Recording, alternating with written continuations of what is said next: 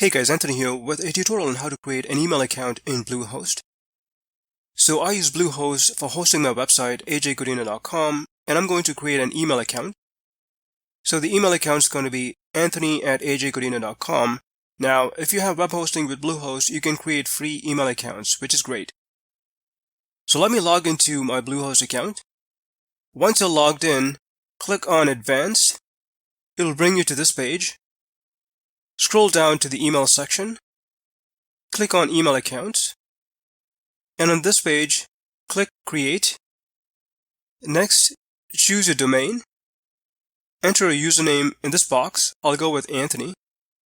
And choose a strong password. Then scroll down and assign storage space. I'll go with unlimited.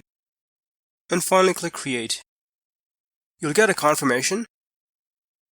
You can click the Manage button if you want to make any changes, and it'll bring you back to the edit mode where you can make any necessary changes if you need to. In the next video, I'll show you how to access your Bluehost email account. Well, I hope you found this tutorial helpful. If you have any questions, please leave them in the comment section. Thanks for watching.